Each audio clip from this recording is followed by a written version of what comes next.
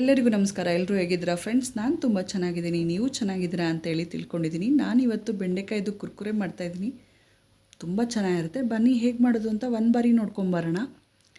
ನೋಡಿ, ನಾನಿಲ್ಲಿ ಒಂದು ಬೌಲ್ಗೆ ಎಳೆಯದಾಗಿರುವಂಥ ಬೆಂಡೆಕಾಯಿನ 2 ಪೀಸ್ ಕಟ್ ಮಾಡಿ ಇಟ್ಕೊಂಡಿದ್ದೀನಿ. ನೀಟಾಗಿ ವಾಶ್ ಮಾಡಿ ಎಲ್ಲ ತೊಳೆದು ಇಟ್ಟಿದ್ದೀನಿ. ನೋಡಿ, ಈ ಥರ ಬೀಜ ದಪ್ಪ ಇದ್ದರೆ ಇದು ಎಣ್ಣೆಗೆ ಹಾಕ್ದಾಗ ಸಿಡ್ದು ಬಿಡುತ್ತೆ. ಸೊ ಹಾಗಾಗಿ ಸ್ವಲ್ಪ ಎಳೆದು ತೊಗೊಂಡ್ರೆ ಚೆನ್ನಾಗಿರುತ್ತೆ, ಟೇಸ್ಟಿನೂ ಆಗಿರುತ್ತೆ.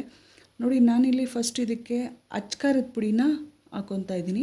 ನಾನಿಲ್ಲೊಂದು ಅರ್ಧ ಸ್ಪೂನಷ್ಟು ಹಾಕ್ಕೊತಾ ಇದ್ದೀನಿ. ನೋಡಿ, ಅದಕ್ಕೆ ಹಾಗೆಯೇ ನಾನು ಸ್ವಲ್ಪ ಧನಿಯಾ ಪೌಡರು, ಚಿಟಿಕೆ ಅರಿಶಿನೂ ಸೇರಿಸ್ಕೊತಾ ಇದ್ದೀನಿ. ಹಾಗೆ ಒಂದು ಸ್ವಲ್ಪ ಗರಂ ಮಸಾಲ ಕೂಡ ಸೇರಿಸ್ಕೊತೀನಿ. ಇದ್ರ ಜೊತೆಗೆ ಉಪ್ಪು ಕೂಡ ಹಾಕ್ಕೊಂಡಿದ್ದೀನಿ. ಹಾಗೆ ಇದು ಸ್ವಲ್ಪ ಬೈಂಡಿಂಗ್ ಮಾಡ್ಕೋಬೇಕಲ್ಲ, ಹಾಗಾಗಿ 1 ಸ್ಪೂನಷ್ಟು ನಾನಿಲ್ಲಿ ಕಾರ್ನ್ಫ್ಲೋರ್ ಹಿಟ್ಟನ್ನ ಯೂಸ್ ಮಾಡ್ತಾಯಿದ್ದೀನಿ. ಹಾಗೆ ಇದ್ರ ಜೊತೆಯಲ್ಲೇ ನಾನು ಒಂದು ಸ್ವಲ್ಪ ಅಕ್ಕಿ ಹಿಟ್ಟು ಕೂಡ ಸೇರಿಸ್ಕೊತೀನಿ. 1 ಸ್ಪೂನ್ ಅಷ್ಟೇ, 1 ಚಿಕ್ಕ ಸ್ಪೂನಷ್ಟು ಸಾಕಾಗುತ್ತೆ. ಹಾಗೆ ಸೇಮ್ ಅಷ್ಟೇ ಒಂದೇ ಸ್ಪೂನಲ್ಲಿ ಕಡಲೆ ಹಿಟ್ಟು ಕೂಡ ತೊಗೊಂಡಿದ್ದೀನಿ. ನೋಡಿ, ಇಷ್ಟೇ. ಇದಕ್ಕೆ ತುಂಬ ಸಿಂಪಲ್ಲಾಗಿ ರುಚಿಯಾಗಿ ಮಾಡ್ಕೋಬಹುದು. ಇದನ್ನೆಲ್ಲ ಒಂದು ಸರಿ ಮಿಕ್ಸ್ ಮಾಡ್ಕೊಂಬಿಡೋಣ.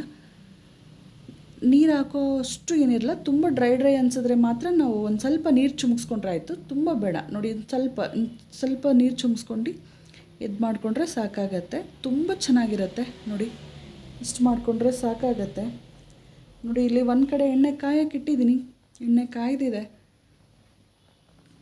ನೋಡಿ, ಈ ಥರ ಫ್ರೈ ಮಾಡಿಕೊಂಡ್ರೆ ಇದ್ರ ಜೊತೆಯಲ್ಲಿ ಕಾಫಿನೋ ಟೀನೋ ಚಳಿನಲ್ಲಿದ್ದರೆ ತುಂಬ ಚೆನ್ನಾಗಿರುತ್ತೆ. ನಾವು ಸಾಮಾನ್ಯವಾಗಿ ಇದನ್ನು ಮಜ್ಜಿಗೆ ಅನ್ನೋ ಜೊತೆಯಲ್ಲೇ ತಿನ್ನೋದು ತುಂಬ ಚೆನ್ನಾಗಿರುತ್ತೆ. ಮಜ್ಜಿಗೆ ಅನ್ನೋ ಜೊತೆಲಿ ಮೆಣಸಿನ್ಕಾಯಿ ಹೇಗಿರುತ್ತಲ್ಲ, ಆ ಮೆಣಸಿನ್ಕಾಯಿ ಬದಲು ನಾವು ಬೆಂಡೆಕಾಯಿನ ತೊಗೊತೀವಿ. ತುಂಬ ರುಚಿಯಾಗಿರುತ್ತೆ. ಸಂಜೆಗೊಂದು ಸ್ನ್ಯಾಕ್ಸ್ ಅಂತೇಳಿನೂ ನಾವು ತೊಗೋಬಹುದು. ಮಕ್ಳಿಗೆ ಕೂಡ ಚೆನ್ನಾಗಿರುತ್ತೆ. ಬೆಂಡೆಕಾಯಿ ತಿನ್ನೋದ್ರಿಂದ ಮೈಂಡ್ ಶಾರ್ಪ್ ಆಗುತ್ತೆ ಮಕ್ಕಳಿಗೆ ಅಂತೇಳಿ ಹೇಳ್ತಾರೆ. ಆರೋಗ್ಯವಾಗಿಯೂ ಇರ್ತಾರೆ. ನೋಡಿ, ಈ ಥರ ಮಾಡಿಕೊಂಡ್ರೆ ತುಂಬ ರುಚಿಯಾಗಿರುತ್ತೆ. ನೋಡಿದ್ರಲ್ಲ, ಎಷ್ಟು ಬೇಗ ಮಾಡ್ಕೋಬೋದು ಸಿಂಪಲ್ಲಾಗೆ. ಬೆಂಡೆಕಾಯಿ ಮನೇಲಿದ್ದರೆ ಈ ರೀತಿ ಫ್ರೈ ಮಾಡ್ಕೊಂಡು ತಿನ್ನೋದ್ರಿಂದ ತುಂಬಾ ರುಚಿ ಅನಿಸುತ್ತೆ. ಇದು ಎಣ್ಣೆಗೆ ಹಾಕಿದಾಗ ಬೀಜ ಇದ್ದರೆ ಚಟಪಟ ಅಂತ ಸಿಡಿದು ಬಿಡುತ್ತೆ.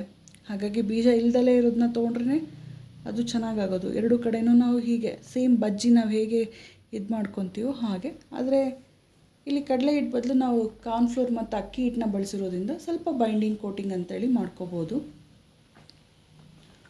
ನೋಡಿದ್ರಲ್ಲ, ಎಷ್ಟು ಬೇಗ ಆಗಿಬಿಡತ್ತೆ. ತುಂಬ ರುಚಿಯಾಗಿರುತ್ತೆ. ಯಾರೆಲ್ಲ ನೋಡ್ತಾ ಇದ್ದೀರಲ್ಲ ನನ್ನ ಚಾನಲ್ನಲ್ಲಿ, ಅವರಿಗೆಲ್ಲ ತುಂಬ ಹೃದಯದ ಧನ್ಯವಾದಗಳು ಫ್ರೆಂಡ್ಸ್.